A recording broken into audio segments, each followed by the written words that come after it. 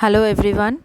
So today we will be discussing a new topic of the chapter respiration in organisms. So today what we are going to discuss, today we will be learning a very important topic, that is human respiratory system. Okay. So let's begin with the topic.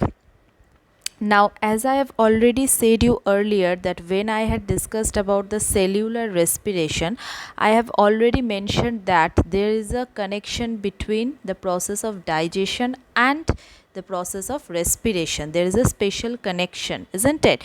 So let me tell you about that thing in brief at first, then I'll be starting about the human respiratory system. Okay, now regarding the process of digestion, okay, or human digestive system, already you have learned, isn't it? What you have learned, that the process of digestion in human beings, it produces what? It produces energy rich simple compound like glucose, isn't it? That means in the process of digestion, okay, the complex molecule starch, it is broken down into glucose, right? Now later that glucose, it is absorbed in the small intestine, and then what happens, it carried to all the cells of our body by the blood circulatory system, right? Now, which part of the blood carries this food particles to the cells? It is the liquid part of the blood, that is the plasma, right? Now, the human beings, they obtain energy from the digested food, that is from the glucose, by the process of respiration which take place in every cell. Okay, that is what? That is a cellular respiration, that is a process of breaking down of food, isn't it? Now more specifically, if it is asked that which part of the cell, aerobic respiration, generally it takes place in the mitochondria of the cell, understood? And anaerobic respiration, those who are anaerobes, they perform this process of respiration in their cytoplasm, right? Now in human beings, okay, many organs, okay, they take part in the process of respiration. Now on the very first day, I have said that respiration, it consists of two parts. Number one is the process of breaking down of food. Now that part, it takes place where it that part, it takes place in the cells, understood? And the next part is what? Next part is the breathing, that is on the second day that I have discussed about the process of breathing. Now that breathing, it take place what? Basically it takes place in the lungs, understood? But in association with lungs, okay, there are many other organs involved with it. What are the other organs that are involved in human respiratory system? They are, here you can see in the slide, number one is the nose, okay, that is the basic sense organ which is visible, right? Then nasal passages, okay, that is present inside our nose, okay. Then trachea means what? The windpipe, right? Then bronchi, lungs, and diaphragm. Okay, now regarding the function of diaphragm, already you know, right? Now diaphragm, that is a muscular sheath, it has got two function. Number one, it takes an important part, or it plays an important role in the process of breathing, that is during inhalation and exhalation. And number two, it forms a bridge between human respiratory system and human digestive system. Okay, now let's start with the human respiratory system in details. Okay, here you can see the picture. This is what? This is human respiratory system. Okay, over here it is labeled which are the parts. Okay, so basically our nose, it has got two holes, okay, which are called what? Which are called nostrils. Okay, nostrils, it is visible to you, isn't it? The holes which are present in the nose through which we inhale our air, isn't it? Now there is a passage in the nose behind the nostrils, okay, that one is called what? That one is called the nasal passage, or you can say nasal cavity also, understood? If anyone says nasal cavity, that is also correct, right? Now the nasal passage, it joins the nostril to the trachea. Okay, now the trachea, okay, here you can see in the picture which part is trachea. Now trachea, it is a tube which is called what? Which is called windpipe. Okay, another, regarding another tube you have learned in the digestive system, that is what? That is a food pipe or esophagus. Okay, actually what happens, they run simultaneously, the windpipe and the food pipe, they run simultaneously, understood? Regarding the process of hiccups, I explained you that sometimes accidentally what happens when you are eating the food or swallowing the food in your absent mind, okay, or suppose you are in hurry, then suddenly what happens, that food accidentally it gets inside our windpipe, and then what happens, hiccups occur, isn't it? Now through the hiccups again that is brought back to the food pipe, right? Now the upper end of the trachea, okay, that means near our neck, understood, near our throat, okay, it has what, it has a voice box called what, it has a voice box known as larynx, okay. Now the trachea, okay, it moves downward and it branches into two smaller tubes called what, called bronchi, okay, at its lower end, right? Here you can see in the picture, here you can see that the trachea, it is running and it is divided into two part, okay. Now these two part which are present inside our lungs, that is called what, that is called bronchi, understood. Now the singular of the bronchi is known as bronchus. If you consider only one bronchi, then it is said to as what, bronchus, okay. And when you are telling in combination of two, then it is what, then it is bronchi, right? Now these two bronchi, they are connected to both of the lungs, okay, one to our left lung and another to our right lung, understood. And this entire system or the entire organ which is associated with it, it lies in our what, it lies within our chest cavity, understood. Now each bronchus, okay, it divides in the lungs to form a number of still smaller tubes called what, called bronchioles. Here you can see these bronchus, they are again dividing into still smaller branches or different branches. They are known as what, they are known as the bronchioles, okay. And here you can see the smallest bronchioles, they have what, they have tiny air sacs at the end, this rounded one, okay, these are the air sacs or air pouch present at the end, okay. Now this particular thing is known as what, this particular thing is known as alveoli. Very very important. What is the unit of our lung? Our unit, the unit of our lung is what, alveoli. Our alveoli, it is made up of number of tiny, sorry, our lung, it is made up of number of tiny alveoli present in it, okay. Now what is the function of this alveoli? Now these alveoli, in this alveoli, what happens, the exchange of gases between the air and the blood take place, understood.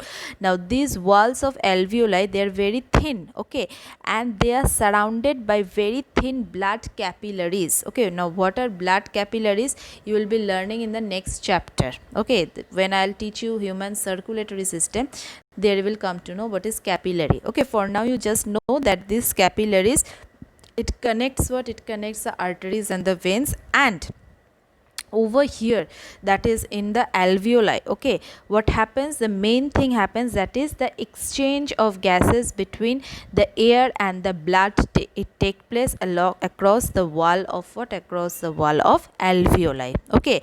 And if the question comes in other area, that is in other section, for example in your quiz and all, that what are the unit of lung, the unit of lung is what, it is alveoli, right? Now next is what, next is the diaphragm. Diaphragm, already you know what is diaphragm, it is a curved sheet of muscle present below our lungs, okay. Now this breathing organ of human beings are what, are lungs, okay. Not only human beings, but lungs is, it is the main breathing organ for all the mammals, okay. Now our lungs, where it is located, it is located in our chest cavity, and it is protected by what, it is protected by which part of the human skeletal system, it is protected by rib cage, okay. Rib cage, it is made up of ribs, that is the curved bones, okay, and 24 ribs are present in the rib cage, okay. That means each part consists of 12 ribs, understood. Now the muscles of the rib cage, as you all know that muscles, they are attached to the bones, okay, all over our body, in the means different types of bones which are present in our body, muscles are attached to the bones, right? So rib cage, that is also not an exceptional, okay. Now several muscles, okay, that lies within our chest cavity, that is being attached to the rib cage, okay. So the muscles of rib cage and the diaphragm, okay, it helps in the process of breathing in and breathing out, that is the process of inhalation and exhalation, okay. And one more information I want to give you, already you have read that in your previous class, that is in class 6, our rib cage, okay. Now the front side of the rib cage, it is attached to which bone? Our front side of the rib cage, it is attached to our chest bone or the sternum. Understood? And the back side of the ribs, okay, they are attached to what? They are attached to our backbone. Understood? Our backbone, it is made up of what? Made up of 33 small bones. Those 33 small bones are known as what? Vertebrae. Okay, just for your recollection I have mentioned this. Okay, now like when we are breathing in and out, okay, our chest, it goes what? It goes up and down. Okay, that is when you are breathing in our last class I have said you about an experiment, and also you have seen the demonstration video. Okay, so like when you are breathing in, at that time what is happening? Our chest cavity, it is expanding, right? Now this expansion movement of the chest cavity, it is helping in what? It is helping in sucking in the air. That means over there it is means a low air pressure is being created, and immediately what happens? The air from outside, it enters in it. Okay, as a result what happens?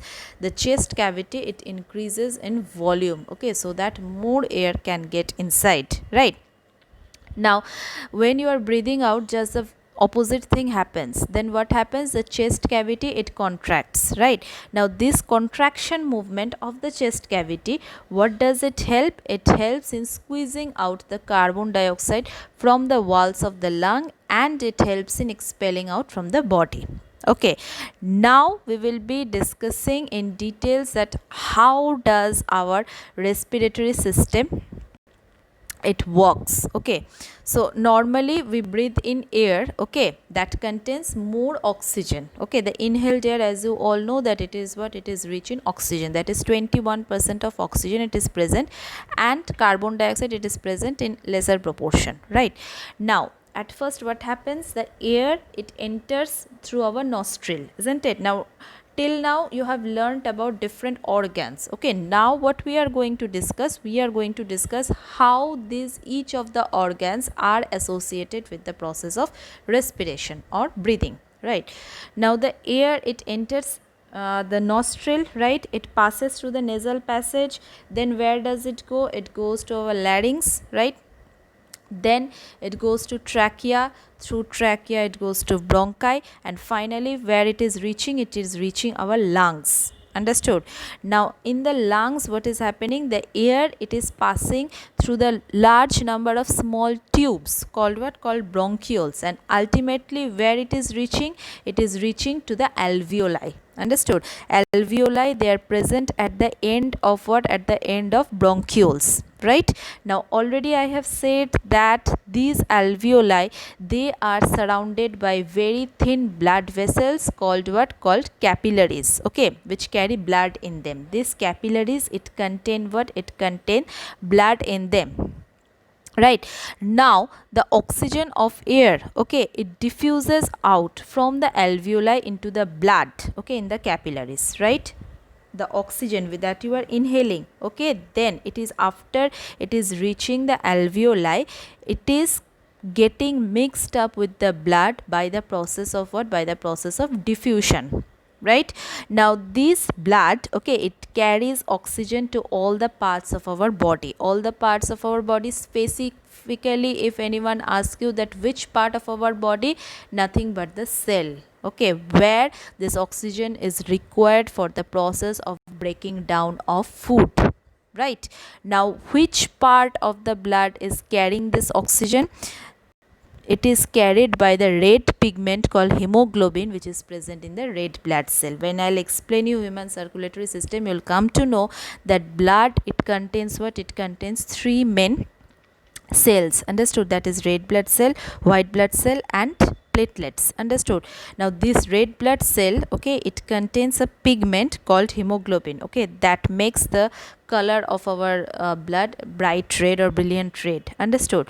So already I have said that which part of the blood carries our food to the cells? The plasma of the blood. Remember, if you take or if you collect 100 milliliter of blood, then out of that 100 milliliter, 92 milliliter is plasma, okay, that carries what? That carries the food to the cells, understood, and remaining 8 ml it consists of different blood cell.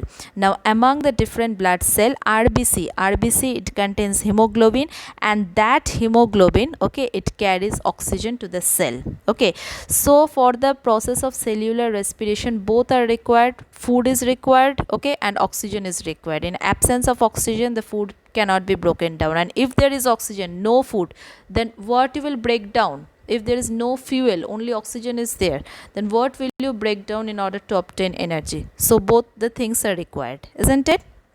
Okay, next what happens, the blood, it carries oxygen to all the parts of our body, and it carries what, it is being carried by hemoglobin. Okay, now next, now as the blood, it passes through the tissues of the body, okay, now oxygen which is present in the hemoglobin, it diffuses into the cell. Again the process of diffusion is coming. This process of diffusion and the process of osmosis you will learn in your higher class. Both are very important process for the biological phenomena that take place inside our body. Okay, now what happens, this oxygen, okay, this oxygen, after it is reaching to the cells, okay, it combines with the digested food, that is the glucose present in the cell, in order to release energy, because you all know that oxygen is a supporter of combustion, right? And respiration, it is nothing but the process of combustion at ordinary temperature, right?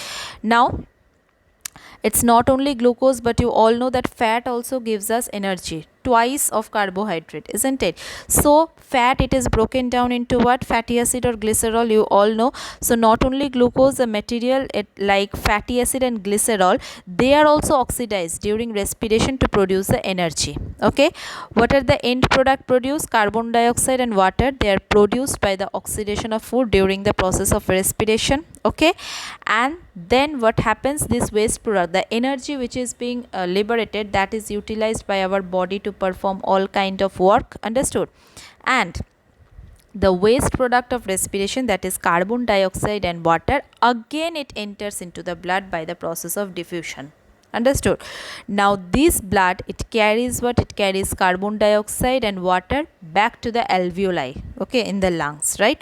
Now from these lungs, the carbon dioxide and water vapor, they are being removed through the air that we breathe out. Okay, that is why, like if you hold a piece of glass in front of your nostrils while breathing out, what you will find, you will find that the droplets of water are being accumulated. Okay, so this is the entire process by which the process of gaseous exchange, it is being completed in human respiratory system. I hope it is clear to you all. Okay, so in our next class we will be discussing a little brief about the process of sneezing, okay, yawning, and we will be discussing about what, little bit about smoking. Okay, so thank you everyone.